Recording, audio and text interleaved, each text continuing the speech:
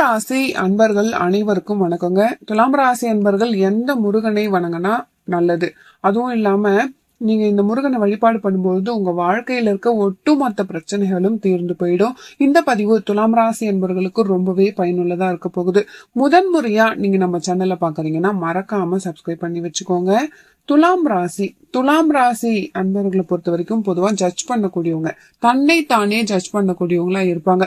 அதாவது யாருமே சொல்ல வேணாம், துலாம் தனக்கு தானே பிரச்சனையை வச்சுக்கோ, அவங்களே அவங்களுக்கு பிரச்சனையை உருவாக்கிப்பாங்க, அவங்களே அவங்களுக்கு தண்டனை கொடுத்துப்பாங்க. சின்ன சின்ன விஷயத்துக்கெல்லாம் கோச்சுக்கிறது, எதுக்கு கோச்சுக்கிறோன்னு அவங்களுக்கே தெரியாது. அதுல கொஞ்சம் பெருசா போயிடும். அவங்க கோச்சுக்கிட்டே இருக்கிறது பெருசா போய்கிட்டே இருக்கும். அது ரொம்ப சின்ன விஷயமா இருக்கும். சின்ன விஷயத்துக்கு எதிர்பார்த்திருப்பாங்க. கூட இருக்கவங்களுக்கு அது புரியவே புரியாது. இவங்க எதுக்கு கோச்சுக்கிட்டு இருக்காங்கன்னே தெரியாது. அவங்க ஏதோ கூட இருக்கவங்க சமாதானப்படுத்தினா கூட அந்த ஒரே பாயிண்ட்ல நிப்பாங்க. எந்த பாயிண்ட்ல நிப்பாங்க அப்படின்னா, இங்க இருக்க ரிமோட்டை நீ ஏன் இந்த பக்கம் மாத்தி வச்ச, நான் இங்கதானே வச்சேன் அப்படின்றதுதான் அவங்களுடைய கோவமா இருக்கும். நம்ம பெருசு பெருசா யோசிச்சுட்டு இருந்தா கூட அது சின்ன சின்ன விஷயமா தான் இருக்கும். அப்போ இவங்களுக்கு வரக்கூடிய ஆப்பர்ச்சுனிட்டி எல்லாமே இவங்களே கெடுத்துப்பாங்க. இவங்க அழகா பிறப்பாங்க. துலாம்ல இருக்கிறவங்களை பொறுத்த வரைக்கும் அழகு அதிகம், ஆனா கெடுத்துக்குவாங்க. பல்ல கெடுத்துக்கிறது, இல்லைன்னா ஸ்கின்னை கெடுத்துக்கிறது, பயப்படவும் செய்வாங்க. தன்னுடைய லுக்ஸை நான் நல்லா பாத்துக்கணும், இப்படி ஆயிடுச்சுன்னா என்ன பண்றது அப்படின்னு சின்னதா சொன்னா கூட பயந்துப்பாங்க. அந்த ஜட்ஜ்மெண்ட் ஒன்ஸ் அவங்க மைண்ட் ஜட்ஜ் பண்ணிடுச்சுன்னா சின்ன விஷயமா தான் இருக்கும், ஆனா அதுல இருந்து அவங்க வெளியே வரவே முடியாது. நீங்க என்னதான் கண்ணுக்கு நேரா ஃபேக்டை காட்டினா கூட இல்ல நான் இப்படிதான் பார்த்தேன். துலாம் ராசியில 2 பேர் இருப்பாங்க, அவ்வளோ சீக்கிரம் டெவலப் ஆக மாட்டாங்க. அப்படி டெவலப் ஆயிட்டாங்கன்னா ஃபோக்கஸ் பண்ணி புடிச்சிட்டே போயிடுவாங்க.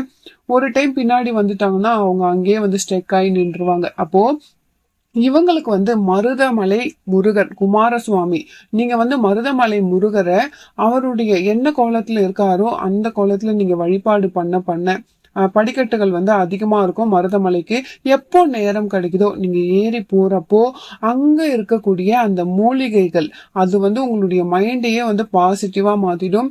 நிதானத்தை கொடுத்து உங்களை சிந்திக்க வைக்கும். துலாம் ராசி அன்பர்களை நீங்க எல்லா விஷயத்தையும் பார்க்க வைக்கும். உங்களுடைய தாட் ப்ராசஸே உங்களுக்கு தான் கரெக்டு, நான் இப்படி நினைச்சிட்டேன் அப்படின்னு இருக்கவங்க எப்படின்னா வாக்கு தவறவே மாட்டேன் அப்படின்ற மாதிரி இருப்பாங்க. என்னுடைய எண்ணத்துல இருந்து நான் மாற மாட்டேன், அப்படி மாறிட்டா அது அவங்களுடைய அவமானமா நினைச்சிருவாங்க. அவங்கள யார் முன்னாடியும் அவமானப்படுத்தி பேசவும் முடியாது, அதை அவங்களால தாங்கிக்கவும் முடியாது. பட்டுன்னு கோவம் வர்றது, பட்டுன்னு அழுகுறதுலாம் இந்த துலாம் ராசி அன்பர்கள் தான்.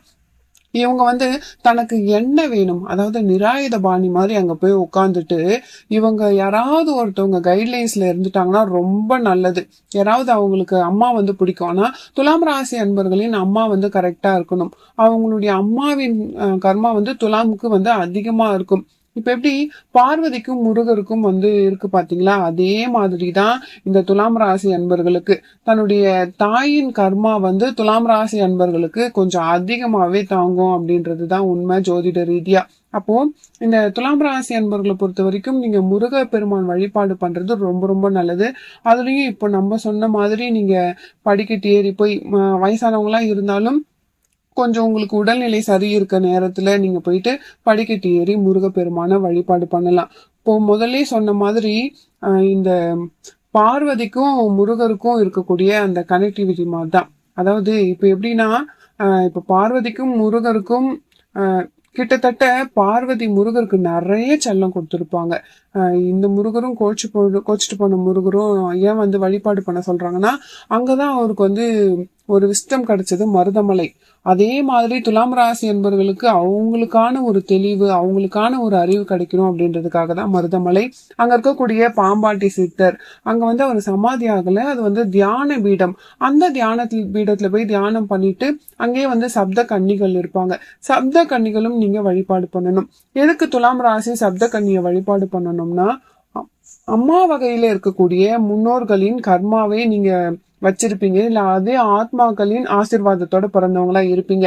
அப்போ இந்த துலாம் ராசி அன்பர்களை பொறுத்த வரைக்கும் தேவதைகளின் ப்ரொடெக்ஷன்ல தான் இருக்கீங்க. அப்போ சப்த கன்னிகளை நீங்க வழிபாடு பண்றப்போ உங்களுக்கு எனர்ஜி பேலன்ஸ்டா இருக்கும். இப்படிதான் நீங்க வழிபாடு பண்ணிட்டு வரணும். அது மட்டும் இல்லாம இப்ப நான் சொல்லக்கூடிய விஷயத்த முழுசா நீங்க தெளிவா தெரிஞ்சுக்கோங்க. எல்லா முருகன் கோவில்லையுமே வந்து செவ்வாய்க்கிழமைனா கூட்டம் கூட்டமா மக்கள் போவாங்க. அதுக்கப்புறம் பார்த்தா வியாழக்கிழமையில முருகரை பார்க்க போவாங்க. இப்பெல்லாம் வந்து முருகரை பார்க்கிறதுக்கு கூட்டம் அதிகமா இருக்கு அப்படின்னு சொல்லிட்டு கோபுரத்தை பார்த்து கும்பிட்டுட்டு கோபுர தரிசனம் கோடி புண்ணியம்னு ரிட்டர்ன் வந்துருவாங்க. இப்போ 2 கிழமைக்கு எதுக்கு வந்து முக்கியத்துவம் கொடுக்குறாங்கன்னா, ஏன்னா செவ்வாய்க்காரகன் முருகப்பெருமானை வந்து குருவாவும் பாக்குறாங்க. அதனாலதான் வியாழன் இந்த 2 நாள். அப்போ நீங்க எப்படி வழிபாடு பண்ணலாம்? நீங்க செவ்வாய்க்கிழமை போயிட்டீங்க, தங்கிடுங்க. புதன்கிழமையும் நீங்க வழிபாடு பண்ணலாம். ஏன்னா புதன் வந்து புத்திக்காரகன். அந்த புத்திக்கும் முருகப்பெருமான் வேலை பார்ப்பாரு. அதனால புத்திக்கும் சேர்த்து நீங்க வழிபாடு பண்ணிட்டு நீங்க கிளம்பி வரலாம். இல்லைன்னா புதன்கிழமை போய் தங்கிட்டு வியாழக்கிழமை நீங்க வழிபாடு பண்ணலாம். இதுதான் வந்து அந்த காம்பினேஷன். செவ்வாய், புதன், வியாழன் இது 3. அப்போ இந்த 3 நாள் நீங்க வழிபாடு பண்றீங்க. 3 நாள் தொடர்ந்து நீங்க வழிபாடு பண்ணாலும் சிறப்பு தான். ஏன்னா புதன் அப்படின்றது அங்க இருக்க சித்தர்களையும் குறிக்கும். அப்போ நீங்க வந்து பண்ண வேண்டியது நீங்க முருகப்பெருமான வழிபாடு பண்ணும் பொழுது உங்க வாழ்க்கையில நல்ல மாற்றம் வரும் அப்படின்ற நம்பிக்கையோடு போகணும். ஏன்னா நம்ம வந்து வியாழக்கிழமையும் வழிபாடு பண்ணலாம், செவ்வாய்க்கிழமையும் வழிபாடு பண்ணலாம். புதன் அப்படிங்கிறது எதுக்காக சிறப்பு? புதன்கிழமை அப்படின்னா அங்க இருக்க சித்தர்களை குறிக்கும், பட்சையையும் குறிக்கும், மயிலையும் குறிக்கும். அப்போ இது வந்து ஒரு மறைமுக ரகசியம் தான் புதன் அப்படிங்கிறது. முருகர்கிட்ட இந்த மறைமுக ரகசியம் இருக்கு. அப்போ நீங்க வந்து செவ்வாய், புதன், வியாழன் அப்படின்னு கணக்கு வச்சுட்டு நீங்க வழிபாடு பண்ணலாம். கூட்டத்துலதான் போய் பண்ணணும் அப்படின்றது கிடையாது. முருகரை தனிச்சும் பண்ணலாம். இந்த நாட்கள்ல இவங்களுடைய எனர்ஜி பவர் வந்து ஸ்ட்ராங்கா இருக்கு. அந்த கிழமையில போனா நமக்கு அவங்களுடைய எனர்ஜியும் நம்மளுடைய எனர்ஜியும் கனெக்ட் ஆகுது. அப்போ நம்ம குருவா பார்த்தா வியாழக்கிழமை, நம்ம வந்து பக்தரா போறோம் அப்படின்னா வந்து செவ்வாய்க்கிழமை, உங்களுக்கு ஞானம் வேணும் அப்படின்னா புதன்கிழமை. இப்போ வந்து சில பேர் வந்து கோவிலுக்கே போக முடியாதவங்க இருப்பாங்க. என்னால இந்த கிழமை எல்லாம் போக முடியாது, தங்க முடியாது, நான் வந்து வீட்லயே வந்து முருகப்பெருமானோட போட்டோ வச்சு வழிபாடு பண்ணலாமானா தாராளமா நீங்க வழிபாடு பண்ணலாம்.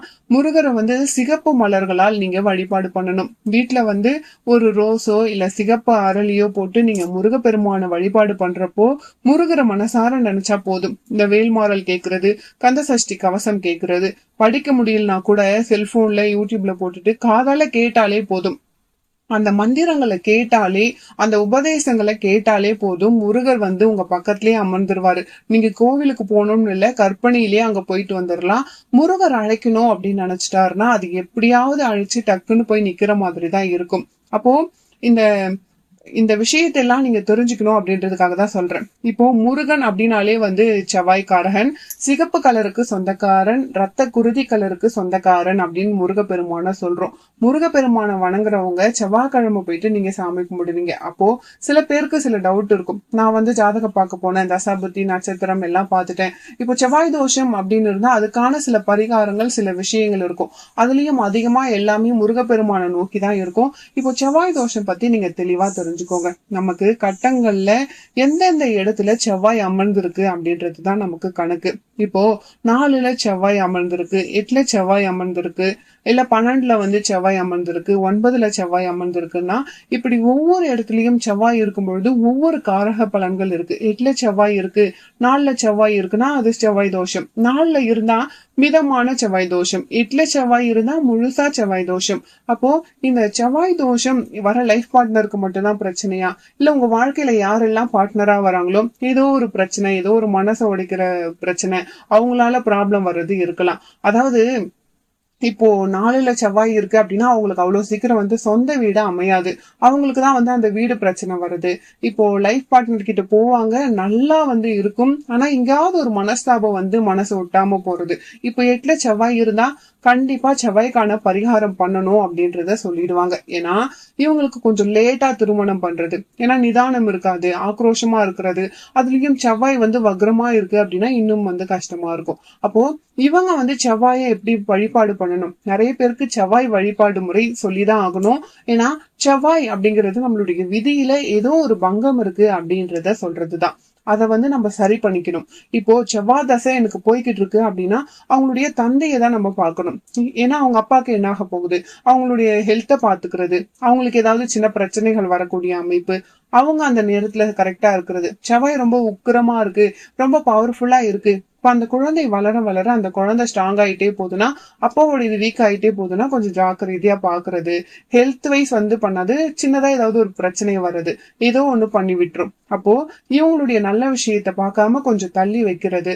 ஏன்னா கேது இந்த இடத்துல வேலை பார்த்துருவாரு செவ்வாய்க்கு. செவ்வாய் ரொம்ப அவசர புக்தி உடையது, கேது தான் நிதானத்தை கொடுக்கும். அப்போ கேது எப்படி நிதானத்தை கொடுக்கும்னா, யார ரொம்ப பிடிக்குமோ அவங்கள தூக்கிடும், இல்லைன்னா தள்ளி வச்சிரும். அதுல நமக்கு ஒரு அப்செட்டை கொடுக்கும். அதுக்கப்புறம் கொடுத்து அதுக்கப்புறம் ஒரு அமைதி நிலைக்கு கொண்டு போய், செவ்வாய் அப்படின்னாலே உக்கிரமா இருந்து எல்லாமே நான் தான் அப்படிங்கிற ஒரு தாட் ப்ராசஸ் இவங்களுக்கு இருக்கும். இதெல்லாம் உடைக்கிற வேலை கேது பார்த்துட்டு இருக்கும். சனியும் இந்த வேலையை பார்த்துட்டு இருப்பாரு. சனியும் சில பிரச்சனைகளை கொடுப்பாரு. அப்போ இவங்க என்ன தெரிஞ்சுக்கணும் அப்படின்னா, கால பைரவரை வழிபாடு பண்ணணும். அஷ்டமி அமாவாசையில கால பைரவர் வழிபாடு பண்ணிட்டு கால பைரவருக்கு அஷ்டமியில போயிட்டு விளக்கு போடணும். முதல்ல அதுதான் பிராட்சித்தமே. பரிகாரத்துக்கு முன்னாடி பிராட்சித்தம் தேடணும். பிராட்சித்தம் பண்ணிட்டு அங்க, அதாவது அஷ்டதிக் பாலகர்கள் அப்படின்னு சொல்லுவாங்க. அஷ்டதிக் பாலகர்களை தொட்டு வழிபாடு பண்ணக்கூடாது. அவங்கள நம்ம நினைச்சுக்கணும். உங்களை எல்லாரும் பார்த்துட்டே இருப்பாங்க அப்படின்னு சொல்லுவாங்க இல்லையா, அது அஷ்டதிக் பாலகர்கள் தான். 8 திசையில இருந்தும் பார்க்கக்கூடியவங்க. அப்போ சொர்ண ஆகாஷ்ண பைரவரையும் நீங்க வழிபாடு பண்ணணும். சொர்ண ஆகாஷ்ண பைரவர் எப்படின்னா, அவருக்கு கீழையும் 6 சிவலிங்கம் இருப்பாங்க. அப்போ அந்த 6 சிவனும் பாத்தீங்கன்னா 6 திசைகளை பார்த்துட்டு இருப்பாங்க. கிழக்கு மேற்கு வடக்கு தெற்கு மேல கீழன்னு சொல்லிட்டு பார்த்துட்டு இருப்பாங்க. இது எப்படின்னா, எல்லா திசைகளிலும் நான் இருக்கேன், நான் கவனிச்சுட்டு இருக்கேன் அப்படின்றதுதான் செவ்வாய்க்காரகன். இதெல்லாம் அந்த கர்மாவை ஃபர்ஸ்ட் இறக்கி வைக்கணும். கர்மாவை இறக்கி வச்சுட்டுதான் செவ்வாய் ஸ்தலத்துக்கே போகணும். அப்பதான் செவ்வாய்க்கான பரிகாரம் வேலை பார்க்கும். இல்லைன்னா செவ்வாய்க்கான பரிகாரம் வேலை பார்க்காது. பிராட்சித்தை முடிச்சுட்டு பரிகாரம் பண்ணணும். இப்போ பிராட்சித்தம் பண்ணிட்டு தான் பரிகாரத்தை பார்க்கணும்னு நம்ம எதுக்கு சொல்றோம்? செவ்வாய் தோஷம் அப்படின்னு சொல்லும் பொழுதே எல்லாருக்கும் மைண்ட்ல வர்றது பெண்களை தான் அதிகமா சொல்றாங்க. இந்த பொண்ணுக்கு செவ்வாய் தோஷம் இருக்கு, இந்த பொண்ணை திருமணம் பண்ணக்கூடாது, இது இப்படி திருமணம் பண்ணா பையனுக்கு பிரச்சனை வரும், இல்லைன்னா குடும்பத்துல பிரச்சனை வரும், இப்படி எல்லாம் அள்ளி விடுவாங்க. எதையும் நம்பாதீங்க. இது முழுக்க முழுக்க தவறான ஒன்று. ஏன்னா இந்த செவ்வாதோஷம் இருக்கிறதால செவ்வாதோஷம் இருக்கு, கல்யாணம் பண்ணும், அதனால பிரச்சனை வருதுன்றது தப்பு. லேட் மேரேஜ் பண்றது கரெக்ட். இல்லைன்னா பரிகாரம் மூலமா சரி பண்ணிக்கலாம். 28 வயசுக்கு மேல அந்த குறைய ஆரம்பிச்சிடும் செவ்வாய் தோஷம். இப்ப ஹஸ்பண்ட்க்கு உடல்நல பிரச்சனை வர்றது இத மாதிரி விஷயங்கள் தான். ஆனா அவங்கனால குடும்பத்துல பிரச்சனை வரப்போகுது, இந்த மாதிரி கிடையவே கிடையாது. இத மாதிரி பிரச்சனைகள் வரவும் வராது. ஏன்னா இவங்க எல்லாம் காத்திருக்கக்கூடிய அமைப்புல தான் இருப்பாங்க செவ்வாய். ஏன்னா அவங்க அது பண்ணவே மாட்டாங்க, அவங்கனால அது நடக்கல. இது அவங்களுடைய கர்மாவை கழிச்சுட்டு, ஏன்னா கர்மாவை நம்ம முழுமையா கழிக்கிறப்ப இங்க இது ஃபுல்லா கிளியர் ஆயிடும். 28 வயசுக்கு அப்புறம்லாம் ரொம்ப நார்மல் லைஃப் தான். செவ்வாய் தோஷத்துல இருக்கிறவங்களுக்கு செவ்வாய் தோஷக்காரங்களே திருமணம் பண்ணணும் அப்படின்றதெல்லாம் 28 வயசு வரைக்கும் தான். அதுக்கு மேல தாண்டிடுச்சு அப்படின்னா அவங்களுக்கு லக்னம் தான் வேலை பார்க்கும். பொதுவா செவ்வாய் தோஷம் இருக்கிற பொண்ணுக்கும் செவ்வாய் தோஷம் இருக்கிற பையனுக்கும் திருமணம் பண்ணும்பொழுது தோஷம் நிவர்த்தி ஆகிடும் அப்படின்றதும் இருக்கு. 28 வயசுக்கு மேல பாத்தீங்கன்னா அந்த லக்னம் தான் வேலை பார்க்கும். அப்ப நம்ம ரொம்ப செவ்வாய் தோஷம் நினைச்சு பயப்பட வேண்டிய அவசியம் கிடையவே கிடையாது. அப்போ இந்த செவ்வாய் தோஷம் அப்படிங்கிறது நிறைய பேர் வாழ்க்கையில ஒரு பிரச்சனையா நீங்களே நினைச்சிட்டு இருப்பீங்க. அதை அடியோட விட்டுருங்க.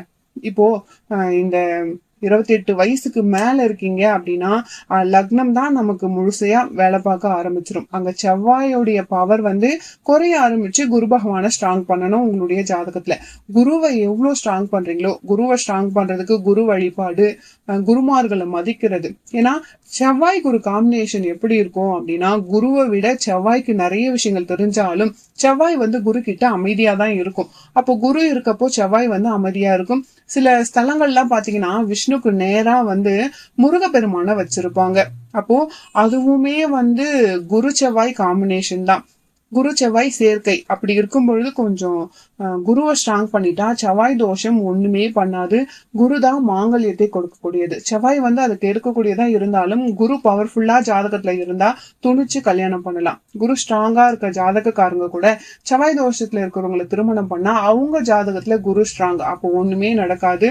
அப்போ செவ்வாய் தோஷம்னா என்ன, அதுக்கான பரிகாரம் பிராச்சித்தம் எல்லாமே நான் உங்களுக்கு சொல்லிட்டேன். கண்டிப்பா இந்த விஷயத்தெல்லாம் நீங்க ஞாபகம் வச்சுக்கோங்க. எதையும் நினைச்சு நீங்க பதட்டப்பட வேணாம். இந்த மாதிரியான நிபந்தனைகள் இருக்கு அப்படின்றத உங்களுக்கு நான் தெளிவா சொல்லிட்டேன். இந்த பதிவு உங்களுக்கு ரொம்பவே பயனுள்ளதா இருந்திருக்கும். வீடியோ பிடிச்சிருந்தா மறக்காம நம்ம சேனலை சப்ஸ்கிரைப் பண்ணி வச்சுக்கோங்க. மேலும் உங்க வாழ்க்கையில நீங்கள் சீரும் சிறப்போடும் செல்வ செழிப்போடும் வாழ நானும் இறைவனை பிரார்த்திக்கிறேன். அடுத்த ஒரு நல்ல பதிவில் மீண்டும் உங்களை சந்திக்கிறேன். நன்றி.